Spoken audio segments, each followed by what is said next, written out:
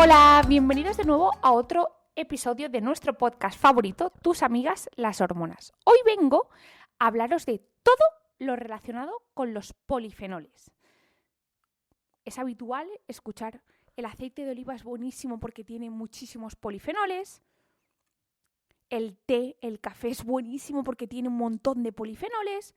O incluso, la ya conocida frase, pero que ya sabéis que no es así, una copita al día de vino es buena porque es altísimo en polifenoles, en antioxidantes.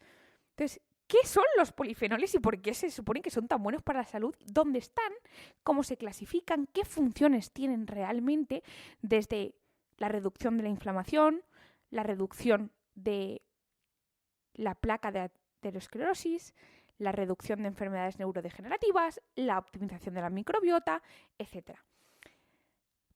Antes de hablaros de los polifenoles en concreto, creo que es mejor ampliar un poquito la visión para agrupároslo dentro de los antioxidantes, porque antioxidantes es un término paraguas para un montón de moléculas, tanto algunas que producimos propiamente nosotros en nuestro cuerpo, como otras que obtenemos, por ejemplo, de plantas, de frutas, incluso de krill, de algas. Entonces creo que es importante primero haceros una clasificación y luego ya enfocarnos en polifenoles, ¿vale?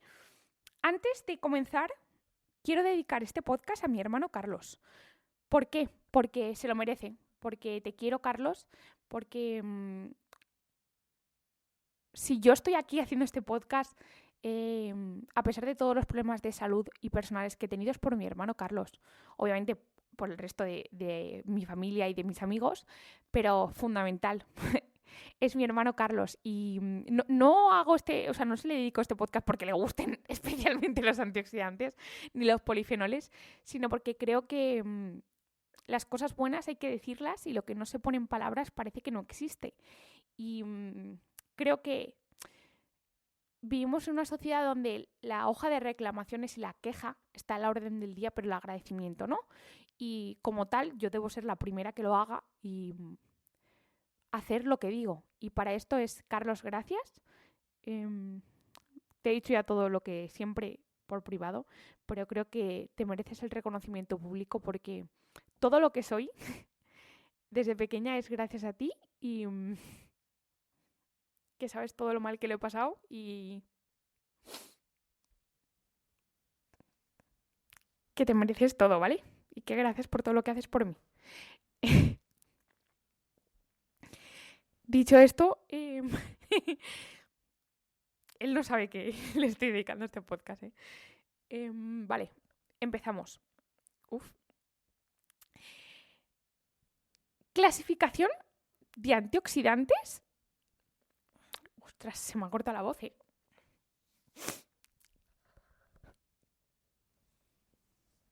No llevo ni 3 minutos de podcast, me lo truño. A ver, clasificación de antioxidantes. Dentro de los antioxidantes, os he dicho que tenemos los propios, los que llamaríamos endógenos, los que nosotros producimos, independientemente de que luego todos estos antioxidantes se pueden tomar con suplementos, ¿vale? Eso vamos a dejarlo aparte. Yo primero quiero haceros la clasificación, por así decirlo, natural, la de la naturaleza, y luego ya todo esto obviamente se puede adquirir también con suplementos, pero eso aparte. Primero yo quiero que sepáis la clasificación. Tenemos antioxidantes endógenos, es decir, que produce nuestro cuerpo de manera natural, y unos antioxidantes que obtenemos a través de, como os he dicho, algas, plantas, etc. Dicho esto, dentro de los propios, de los que nosotros producimos, se clasifica en dos grupos: los no enzimáticos y los enzimáticos. ¿Qué quiere decir no enzimáticos? Pues que básicamente no tienen una estructura de enzima, no actúan acelerando reacciones, sino que actúan de otra manera.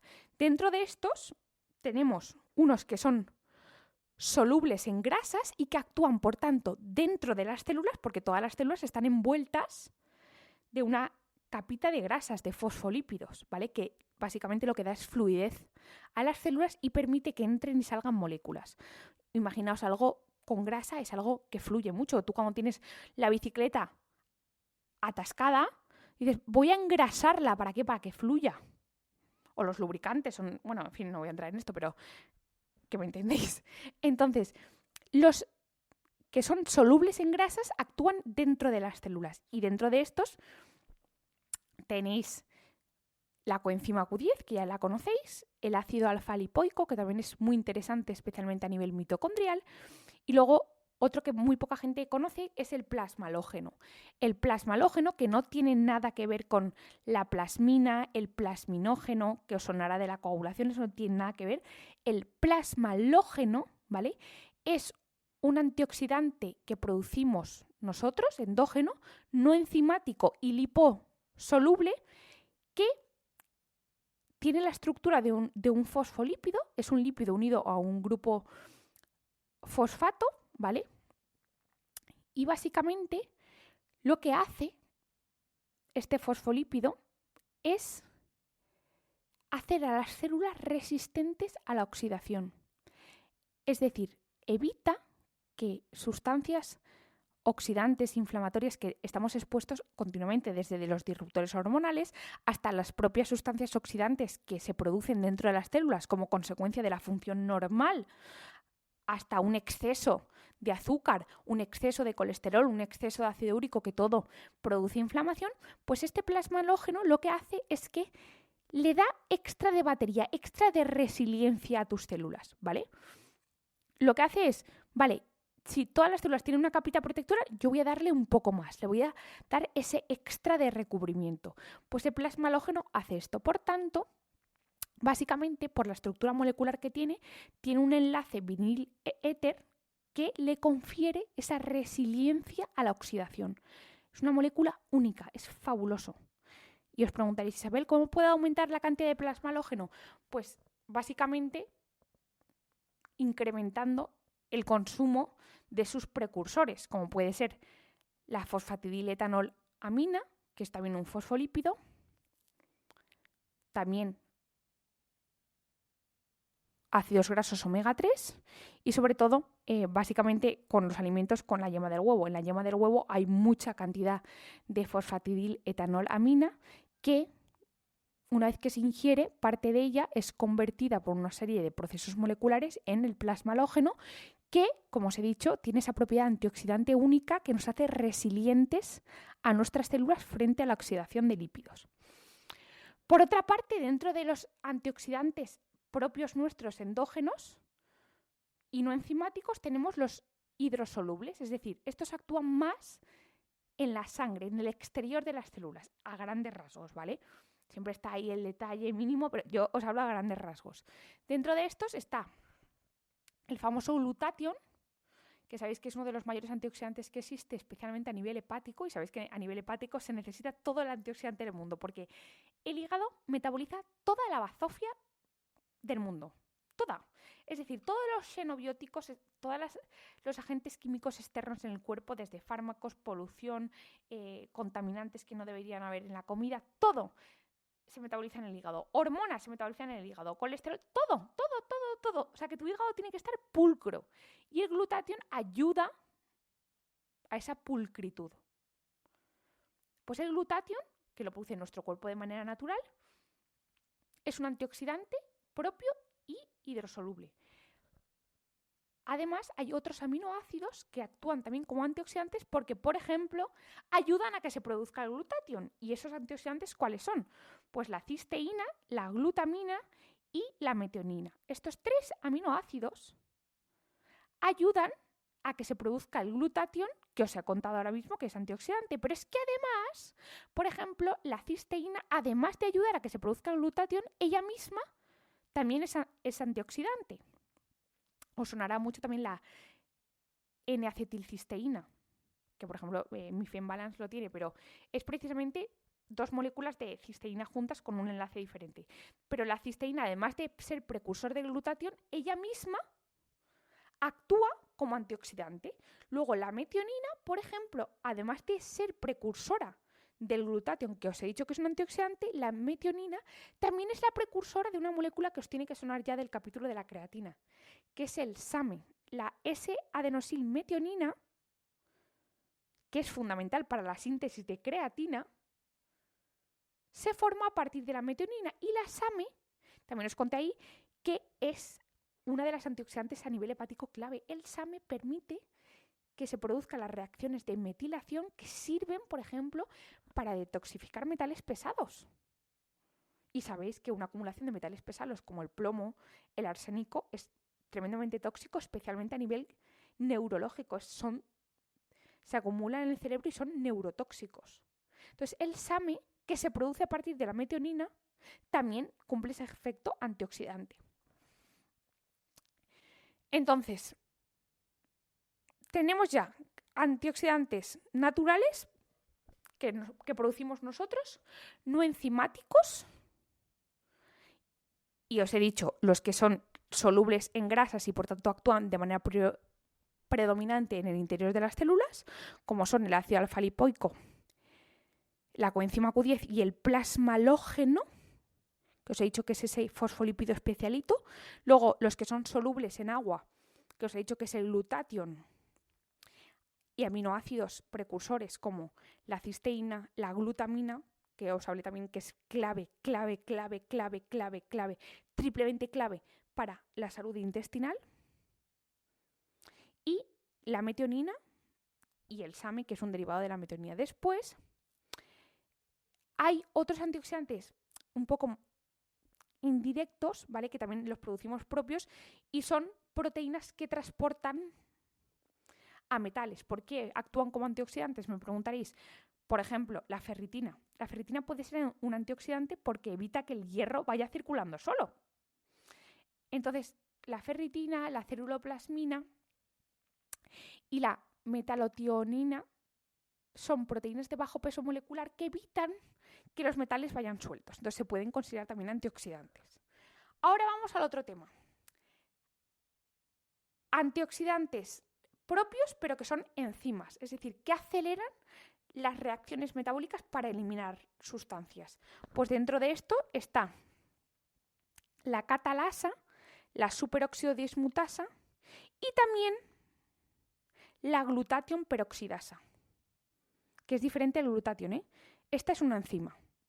Hace algo sí, igual, pero son cosas diferentes. Una cosa es el glutatión y otra cosa es la glutatión peroxidasa. Esto a grandes rasgos, os he explicado a grandes rasgos los antioxidantes que nosotros producimos. Hago breve review. Antioxidantes tenemos los que nosotros producimos y los exógenos, que vamos a hablar ahora. Los que nosotros producimos tenemos no enzimáticos y enzimáticos. Dentro de los enzimáticos están los que son solubles en grasas, que son el ácido alfa-lipoico, coenzima Q10 y el plasmalógeno. Los que son solubles en agua, que tenemos el glutatión, aminoácidos como la cisteína, la glutamina, la metionina, el SAMe. Luego proteínas transportadoras de metales y luego dentro de los enzimáticos tenemos la catalasa, la superóxido dismutasa y la glutatión peroxidasa. Todo esto son propios. Luego tenemos los exógenos, es decir, los que nosotros no podemos producir y tenemos que incorporar con la alimentación. Y aquí es donde están vitaminas como el ácido ascórbico, que es la vitamina C, la vitamina E, tanto los tocoferoles como los tocotrienoles, y la vitamina A o el retinol. Luego tenemos minerales que actúan como antioxidantes y tenemos el zinc, el selenio. Sabéis que el selenio es fundamental para un montón de cosas, para la calidad espermática, para la movilidad espermática, para la función tiroidea. Además, se necesita para una correcta maduración de los ovocitos. El selenio es fundamental para un montón de cosas. Luego tenemos el zinc, el cobre y el manganeso. No es el magnesio, el manganeso. El magnesio también tiene otras funciones, pero a nivel antioxidante es el manganeso. Después tenemos los famosos, que a mí me encantan, que me encantan estos, los carotenoides. Los carotenoides se pueden clasificar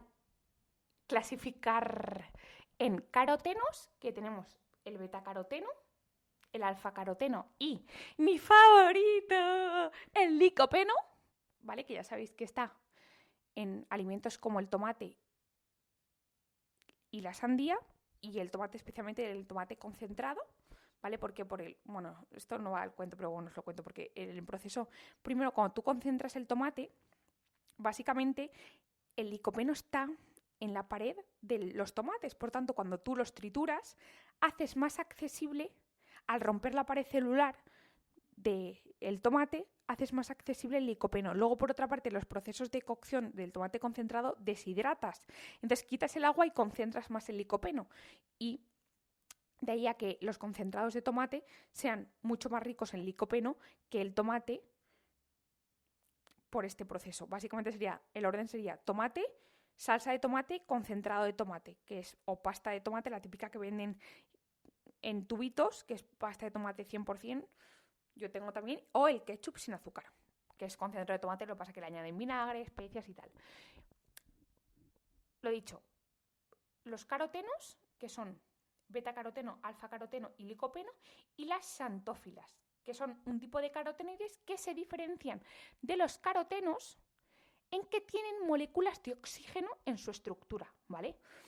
Y por tanto les ofrecen unas características únicas que hacen que tengan una clasificación diferente. Y dentro de estos xantófilas tenemos la luteína, la axtaxantina, la zeaxantina, la cantaxantina, que están en setas y muy poca gente lo sabe, pero ahora ya lo sabéis vosotros, y las crocinas del extracto de azafrán. Ese color rojo que tiene el extracto de azafrán es por su alto contenido en crocinas. Y las crocinas son un tipo de carotenoide increíblemente bueno. De hecho, ya sabéis que yo, por ejemplo, lo he puesto en varios suplementos.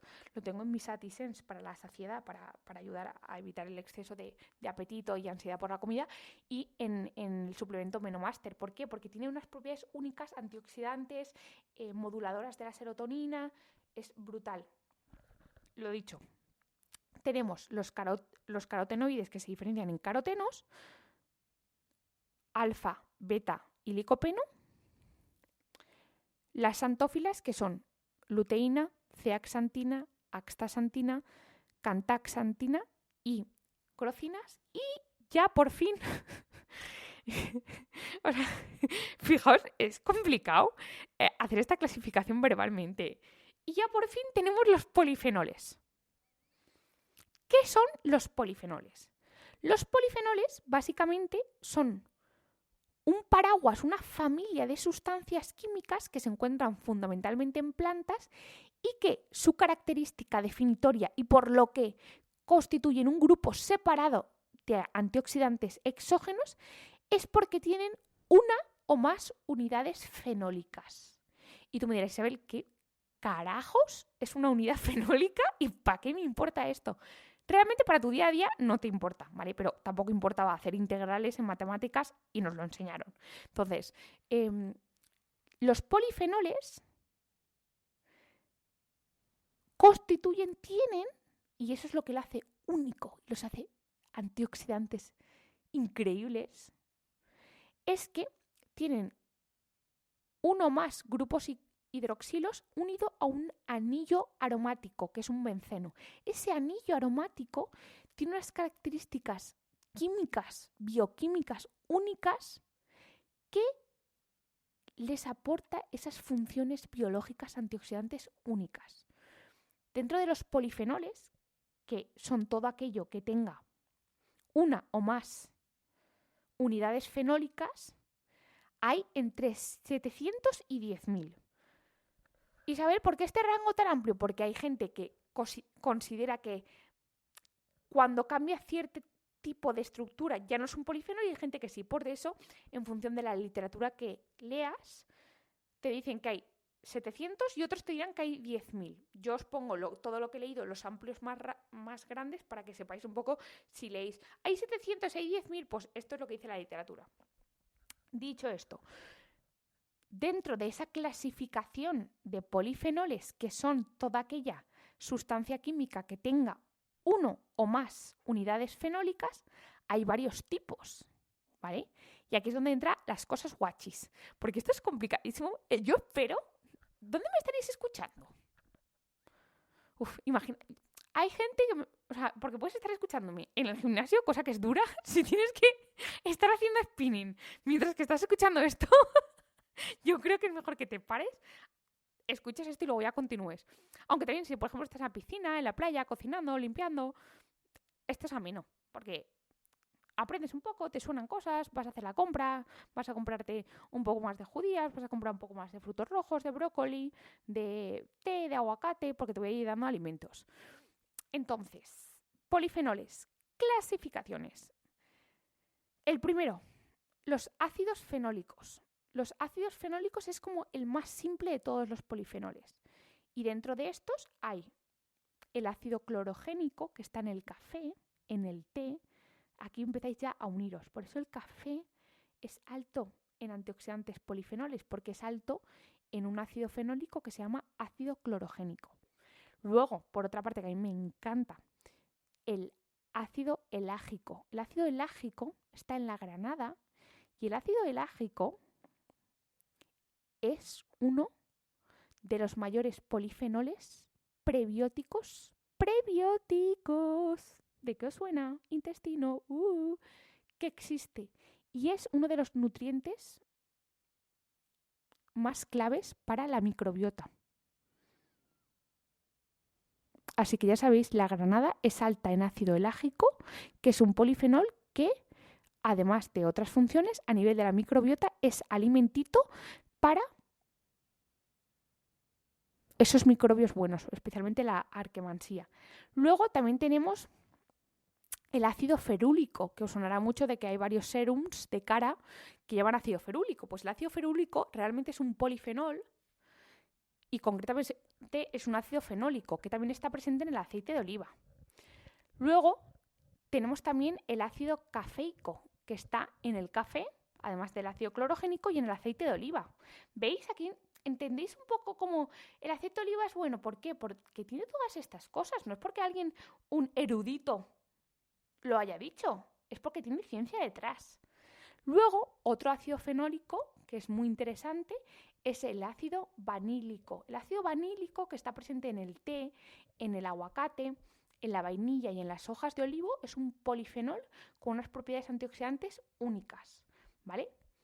Generalmente todos estos antioxidantes lo que van a hacer es reducir esa carga oxidante asociada al propio envejecimiento, a los disruptores hormonales, a la aparición de enfermedades, al estrés que genera y nos va a ayudar a atenuar esa inflamación crónica que está presente en multitud de condiciones que nos restan salud. ¿Por qué es importante conocer todas estas cosas? Porque tú de manera natural puedes modular la cantidad de antioxidantes variados que consumes, ofreciendo a tu cuerpo un montón de herramientas. Porque si tú solo tomas vitamina C, te estás quedando en un antioxidante exógeno. Pero si tú conoces que tenemos vitamina C, tenemos la E, luego Isabel me ha contado que hay carotenoides como el licopeno, luego Isabel me ha contado también que el selenio también nos sirve, luego Isabel me ha contado que el ácido elágico de la granada me ayuda. Pero es que también me ha contado que el ácido vanílico del té o del aguacate también me ayuda. Entonces, ¿veis? En la diversidad, en la variedad, está el gusto. Y yo creo que el conocimiento es la herramienta para la salud. Y conociendo todo esto, igual hay gente que me cuenta el truño este que me está contando, pero es que hay gente que con este conocimiento igual dice, ostras, pues igual voy a empezar a incluir más esto, porque así tengo más polifenoles de manera natural. Y como veis aquí en ningún momento he dicho el vino, ¿vale? Otros polifenoles, hemos pasado ya de los ácidos fenólicos, que os he dicho el ácido clorogénico, que está en el café y en el té, el ácido elágico de la granada, en el ácido ferúlico, que está en el aceite de oliva, el ácido vanílico, que está en el té, en el aguacate y la vainilla, el ácido cafeico, que está en el aceite de oliva y en el café. La siguiente clasificación son los flavonoides. Dentro de estos flavonoides, os voy a decir los que hay. Pero no quiero que os quedéis con que, porque es complicado. Dentro de los flavonoides hay un subgrupo que son flavonoles, flavonas, flavanonas, flavontresoles, isoflavonas y antocianidinas. O sea, fijaos la complejidad. Yo os digo todo esto y os digo en qué alimentos están, no para que os sepáis la clasificación, sino para que os suenen los alimentos y los incorporéis. Entonces, flavonoides, subgrupo flavonoles, dentro de los flavonoles, aquí os tiene que sonar la quercetina. La quercetina es un antioxidante único que sirve además para reparar las uniones estrechas en la microbiota, tiene funciones reparadoras de la barrera intestinal y además os sonará porque yo os nombré la quercetina en el episodio del podcast de optimizar la salud inmunitaria. La quercetina mejora la respuesta inmunitaria, especialmente en las alergias, ¿vale? Pues la quercetina es un polifenol flavonoide flavonol. Luego también está el caenferol, que es otro del mismo grupo que la quercetina. ¿Y dónde está la quercetina y el caenferol, Isabel? En el brócoli, en el tomate, en las cebollas, en el té, en las manzanas, en los frutos rojos y en las judías. Vosotros os tomáis una manzanita, un tomatito, una cebolla, un fruto rojo y tenéis esa quercetina y ese caenferol que nos va a ayudar, por ejemplo, a modular el sistema inmunitario positivamente y a reparar la barrera intestinal. Después, otros flavonoides, tenemos las flavonas. Dentro de las flavonas está la apigenina y la luteolina. ¿Y dónde están? En el perejil, en el apio y en la pimienta cayena. Por eso a mí me encanta poner apio molido y perejil a toda la comida. Yo soy una fan del apio molido. Desde que descubrí el apio molido es como lo descubrí lo descubrí en Alcampo, en las especias, que es una... Yo soy una fan de las especias y dije, ¡ay, apio molido! Y dije, ¡oh my God, esto es buenísimo! Y después pongo apio molido a todo. y siempre pienso, mira, extra de polifenol. Y tiro, zasca, apio, a todo. Yo le pongo apio molido a todo y queda buenísimo. Y el perejil. Pues el perejil y el apio son dos alimentos que contienen grandes cantidades de apigenina y luteolina, que son un tipo de flavonas que a su misma vez son flavonoides. Luego, flavanonas, la naringenina y la hesperidina, que como su nombre indica, naringenina, ¿dónde va a estar? En la naranja. Pues la naringenina y la hesperidina son dos tipos de flavanonas que están en cítricos y su máximo beneficio es a nivel metabólico. Parece que estas dos flavanonas tienen un efecto muy positivo a nivel de optimizar el metabolismo de la grasa, optimizar el metabolismo de la insulina, etc. Luego, otros flavonoides, tenemos los flavón 3-oles. Escúchame, como no me equivoque en este podcast, por favor, me dais un premio, porque es que tienes que tener una dicción tan fina para no equivocarte. Los flavón 3-oles, ¿cuáles son? Os tienen que sonar. La catequina. Las catequinas del té son buenas. Os sonará. Pues ¿por qué? Porque son un tipo de polifenol. Y están en el té, pero también está en el cacao, en los frutos rojos, especialmente en los arándanos y en las moras. Después, ya, para terminar, dentro de los flavonoides tenemos las isoflavonas. Eso os tiene que sonar. Isoflavonas de soja, concretamente la genisteína y la daiceína, que están en la soja, optimizan nuestra salud hormonal en hombres y en mujeres. ¿Por qué? Porque modulan positivamente los receptores estrogénicos beta cuando no hay, es decir, cuando estamos en la menopausia, se unen solo a los beta, no a los alfa, es decir, no actúan en la mama y en el endometrio, por lo que no producen cáncer. Es más, están asociados a una disminución del riesgo de cánceres hormonodependientes, mama y próstata y endometrio, y permiten atenuar esas consecuencias de la falta de estrógeno de la perimenopausia, como por ejemplo piel seca, elevación de la tensión arterial, arrugas. Hay varios, de hecho eso lo pasa a mi hermano Carlos, hablando del podcast de Carlos, que las isoflavonas de soja, por ese efecto positivo sobre los receptores beta de estrógenos, reducen las arrugas porque aumentan de manera natural la producción de colágeno. Después, en los hombres, los estrógenos no afectan, las isoflavonas no afectan a su virilidad ni de lejos. Ya os hablé en el podcast, en un episodio, en un vídeo de Instagram de esto. Y precisamente en los hombres estos polifenoles mejoran la caída del cabello. Sí. ¿Por qué? Porque al reducir la inflamación, como buenos polifenoles que son y modular positivamente los receptores beta de los estrógenos. En el pelo hay receptores beta y los estrógenos favorecen los beta, el crecimiento del folículo piloso. De hecho, por eso en las embarazadas, entre otras cosas, por la cantidad salvaje de estrógenos que tienen mejores pelos. El pelo, todo el mundo dice, la piel y el pelo en el embarazo mejora un montón, es por esto. Y no afecta a la tiroides, no afecta. Tenéis un vídeo en detalle sobre la soja y las isoflavonas en mi Instagram para comprobarlo. Y luego, los últimos son las antocianidinas, que tenéis, que os sonarán mucho, porque son los que están en frutos rojos, las cerezas, las uvas, las moras. Todo esto son polifenoles flavonoides. Todos estos tienen efectos cada uno único, ya os he dicho. La quercetina para el tema de la salud inmunitaria. La naringenina y la esperidina para el tema metabólico, optimización de la oxidación de grasas. Luego la apigenina y la luteolina del perejil y del apio también modulan la inflamación. Luego el té verde, el cacao, que son ricos en catequinas, también reducen la inflamación asociada al envejecimiento. Todo esto, al final, no es que cada uno haga una cosa, sino que en sinergia optimizan nuestro metabolismo, reducen las agresiones externas derivadas de polución, xenobióticos, de agentes que no deberían estar, las consecuencias del estrés crónico. Por eso es tan importante incluirlos en la alimentación. Después tenemos los taninos. Los taninos se diferencian en dos grupos. Los taninos hidrolizables, que son los elagitaninos, que están presentes en granadas, en nueces y frambuesas, que estos se metabolizan en ácido elágico, que os sonará de antes, son como los precursores.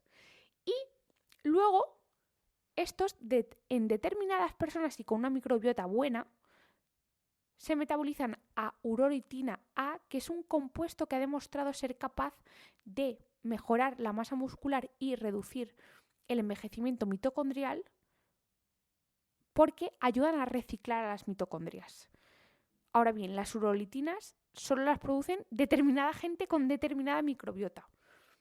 Por eso es importante tener una microbiota adecuada, porque tú puedes estar tomándote un montón de extracto de granada, pero como no tengas la microbiota intestinal adecuada, que me acuerdo del nombre porque me resultó, dije, no sé qué nombre más raro, que tengas gordinobacteres, ¿vale? Las gordinobacteres, es que podrían haber puesto otro nombre, es un nombre un poco...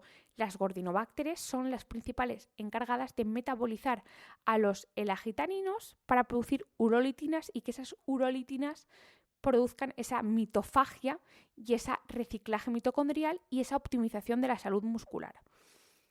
Y después otros taninos que hay están las proantocianidinas, que están sobre todo en el cacao, las uvas moradas, las manzanas verdes y rojas.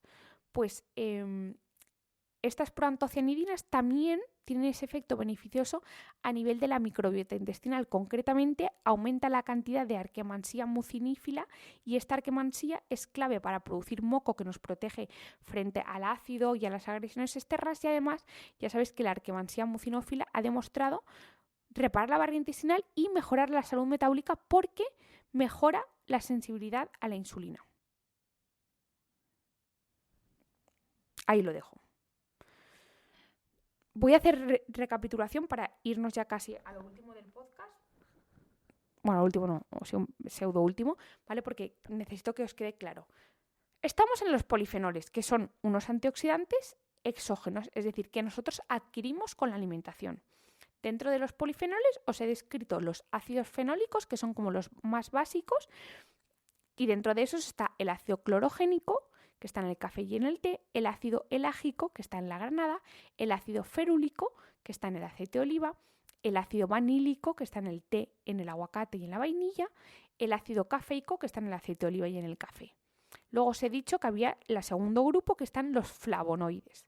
Dentro de los flavonoides tenemos los flavonoles, que incluye la quercetina y el caenferol, que se encuentran en el brócoli, en el tomate, en las cebollas, en el té, en la manzana y en las judías y los frutos rojos.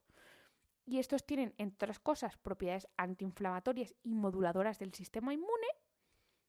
Luego tenemos las flavonas, que están en el perejil y en el apio y tienen ese efecto antioxidante. Luego tenemos las flavanonas, que están en los cítricos y tienen ese efecto positivo sobre el metabolismo. Después tenemos las flavón 3-oles, que están las catequinas, en el té, en el cacao, en los frutos rojos. Las isoflavonas, que están en la soja, en el trébol rojo y tienen ese efecto positivo a nivel general. Os he hecho los truquillos ahí en la perimenopausia, para la caída del cabello, etc. Luego tenemos las antocianidinas, que están en cerezas, en uvas y tienen propiedades antioxidantes. Luego tenemos los taninos, ¿vale? Que dentro de los taninos están los taninos hidrolizables, como los elagitaninos que están en las granadas y que tienen ese efecto positivo para la microbiota. Luego los taninos condensados o las proantocianidinas, que sirven para nuestra arquemansía. Hasta aquí nos hemos quedado. Es complicado esto, pero yo me gusta que os suenen las cosas. Luego, ya queda poco, os lo prometo.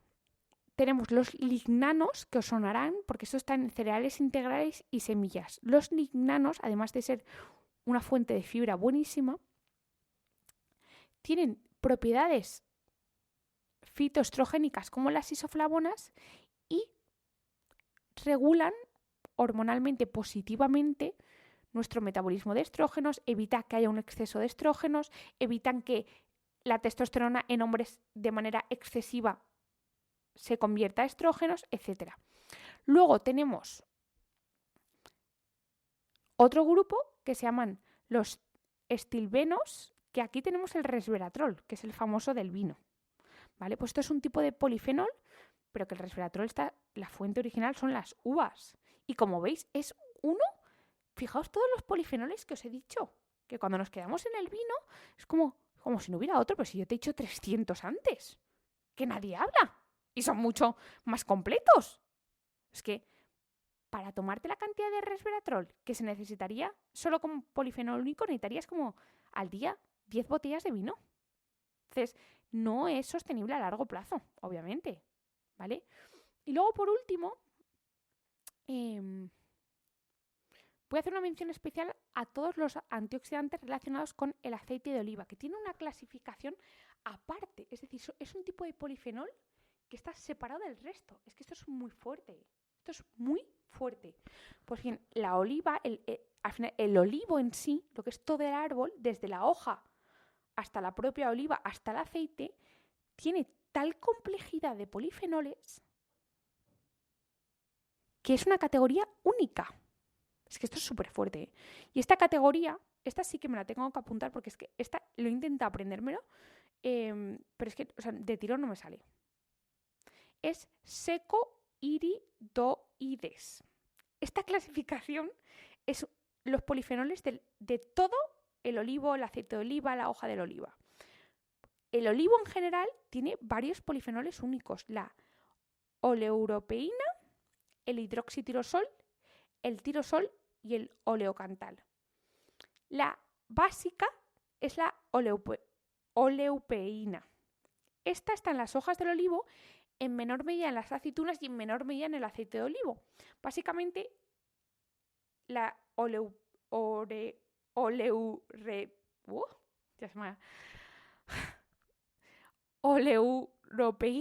es que claro, lo producen las hojas del olivo y eso a través de las venitas que tienen pasa a la oliva y luego se extrae. Es lo que da realmente el sabor amargo a las aceitunas. ¿Qué es lo que pasa? Que lamentablemente se suele quitar de las aceitunas porque eso haría que tú no lo compraras si te tomas algo amargo. Pues bien, esto no es bueno que lo quiten y por eso muchas veces se dan suplementos, porque este compuesto fenólico tiene tal antioxidante que incluso se está estudiando en modelos animales para potenciar el efecto de ciertas inmunoterapias frente a determinados tipos de cánceres, como el cáncer de pulmón, que utilizan una terapia específica de bloqueo de PDL1 y PD1. Pues este antioxidante que está presente en las hojas del olivo y en menor medida en las aceitunas y en el aceite de oliva tiene tales propiedades antioxidantes inmunomodulatorias que se está empezando a estudiar. De hecho, esto que os digo no me lo he sacado yo de la chistera. Esto está publicado en la revista British Journal of Cancer, o sea, que no es ninguna bobada, ¿sabéis? Por eso el aceite de oliva es que es oro líquido. Es que es oro líquido. Después, otro antioxidante que tiene las olivas, las hojas del olivo y el aceite de oliva es el hidroxitirosol, que es un derivado de la... es que no quiero volver a decirlo más, es que no me sale ahora. Oleuropeína, pues el hidroxitirosol, concretamente es un tipo de polifenol que ha demostrado contribuir a bajar el colesterol. Y de hecho, por eso muchas veces el aceite de oliva, bueno, muchas veces no, se incluye en todas las dietas cardiosaludables porque tiene muchos polifenoles y concretamente el hidroxitirosol que ayuda a que nuestro hígado no produzca ese exceso de colesterol. Y luego, por último, tenemos el oleocantal. El oleocantal, que básicamente es lo que proporciona estabilidad al aceite de oliva frente al calentamiento, tiene efectos antiinflamatorios únicos, en tanto que se comparan a los efectos del ibuprofeno en cuanto a la capacidad de disminuir las prostaglandinas. Ahora bien, claro, ¿qué es lo que pasa? Que para tener el mismo efecto deberías tomarte 1 litro de aceite de oliva. Entonces no es muy sostenible a largo plazo, pero para que sepáis que al final que toda piedra hace pared. Oye, que cocinar, yo sé que cada vez está más prohibitivo el precio del aceite de oliva, tenéis toda la razón. Y no hay justificación alguna. Yo solo os digo que en la medida en la que se pueda, el aceite de oliva, más allá de que tenga ácidos grasos monoinsaturados que sean buenos porque reducen la grasa del hígado frente a las grasas trans saturadas y las saturadas, sino porque tiene estos polifenoles únicos, este oleocantal, este hidroxitirosol, esta oleuropeína. Mira, aquí me ha salido de golpe. Que tienen esas propiedades antiinflamatorias, inmunomoduladoras únicas. Entonces, me da una raya porque digo, es que este alimento es oro líquido y realmente está llegando a unos precios que hacen muy prohibitivo su uso como aderezo y como complemento de una buena ensalada con un buen tomate, con una buena zanahoria, con un buen brócoli. Y me da lástima, porque es que esto es salud preventiva. Y esto, al final, un alimento como este debería ser considerado esos alimentos que son casi, abro comillas, terapéuticos, ¿sabes? Pues es que es flipante que tenga una clasificación propia de polifenoles. Es que fijaos la complejidad de los aceites. Bueno, en fin, que es que yo al final digo, es que el aceite de oliva es bueno, sí, es que es bueno, pero es que no sabemos lo bueno que es. Claro, y todo esto, yo estoy hablando de ingerirlo, pero obviamente incluso en cremas, todo, es que al final los antioxidantes, es que la piel es un órgano y da la casualidad que es un órgano súper accesible, ¿sabes? Es accesible para lo bueno y para lo malo, porque también para lo malo todos los disruptores hormonales, una piel que no esté en buenas condiciones será muy penetrable a muchísimos disruptores hormonales. Entonces hay que tener mucho cuidado. De hecho, es que la piel se utiliza para la absorción de hormonas. La testosterona, los estrógenos se ponen en cremas. ¿Por qué? Porque penetran mucho. Bueno, y hay parches de fentanilo, hay parches de óxido nítrico que se utilizan por la piel. Es que la piel hay que tener mucho cuidado. No viene al episodio del podcast, pero la cuestión... Es un podcast diferente.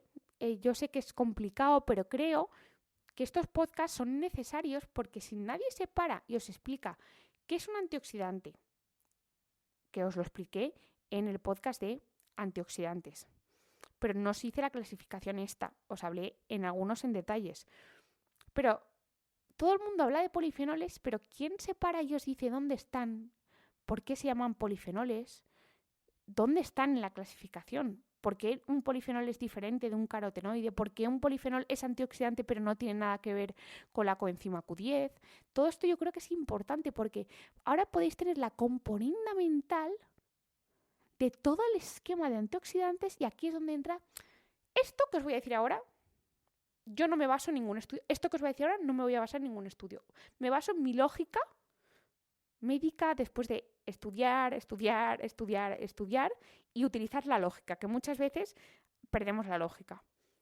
¿No será mejor incorporar varios antioxidantes de distintos tipos en nuestro día a día, bien sea con la alimentación o con suplementos, para que, oye, de igual manera que existen muchísimos polifenoles o existen carotenoides diferentes, si existen en la naturaleza es por algo, cada uno cumple una función única. Entonces, yo esas corrientes de utilizar un solo antioxidante y a niveles masivos, no la veo lógica. Primero porque en el cuerpo, al final, cuando tú das mucho de algo, existe un mecanismo compensatorio. Es decir, otras vías se dejan de estimular, incluso esa tu cuerpo se acostumbra, por así decirlo. Entonces, ¿no es mejor mantener un poquito alerta todos los antioxidantes? Porque si tú no utilizas la maquinaria antioxidante, me lo estoy inventando, de los carotenoides, pues te pierdes esos beneficios únicos de los carotenoides. A nivel, por ejemplo, ocular, que la zeaxantina y la luteína tienen a nivel ocular, o los beneficios a nivel cerebral, o los beneficios a nivel prostático del licopeno, de la producción de testosterona también en hombres. O es que si tú no te tomas las antocianidinas de los frutos rojos, pues igual te estás perdiendo ese efecto antioxidante y reparador de la mucosa intestinal. Por eso a mí me gusta que sepáis un poco todo para que os deis cuenta que en la variedad está el gusto. Que incluir mayor cantidad de plantas y en la medida en la que queráis de suplementos que te contengan varios siempre va a ser mejor que solo uno. Y nada. Hago micro resumen de todo y terminamos. Antioxidantes tenemos los propios, los que produce nuestro cuerpo. Dentro de esos están los no enzimáticos. Dentro de los no enzimáticos tenemos los lipofílicos, que está el ácido alfa-lipoico, la coenzima Q10 y el plasma halógeno. Los que son solubles en agua, que tenemos el glutatión, los aminoácidos como la metionina, la cisteína, la glutamina y esa adenosilmetionina. Después tenemos los enzimáticos, que son catalasa, superóxido dismutasa y glutatión peroxidasa. Después tenemos los exógenos, los que tenemos que incorporar con la alimentación, que son vitaminas, vitamina A, vitamina E, vitamina C, minerales como el selenio, el zinc, el cobre y el manganeso. Los carotenoides, que tenemos los carotenos, betacaroteno, alfacaroteno y licopeno. Las xantófilas, que son luteína, zeaxantina, axtaxantina, cantaxantina y crocinas. Después tenemos los polifenoles, que tenemos las flavonas, las flavanonas, los flavonoles, los flavontresoles, las antocianidinas, los compuestos fenólicos, los ácidos fenólicos, y después tenemos los secoiroides del aceite de oliva, los lignanos y los taninos. Lo he dicho todo sin respirar. Fijaos todo lo complejo que es el tema de los antioxidantes. Por eso cuando os hablen de uno, ya tenéis ahí un poco la clasificación mental. Y nada, que espero que os haya gustado, que os acordéis de compartir este episodio con quien le apetezca. Y así llegamos a más gente. Valorar el podcast donde estéis. En Spotify poner una estrellita, vais a mi podcast y pondré al lado un número y una estrellita. Pues clicáis en la estrellita y lo valoráis. En Apple Podcast igual, en YouTube igual. Y que cualquier duda me escribáis o en YouTube, que se puede escribir en los comentarios, o en mi Instagram, ¿vale? Y que nos vemos en el próximo episodio. Un besito muy fuerte. Y una cosa. ¿Sabéis qué? Sois geniales. Un besito. Adiós.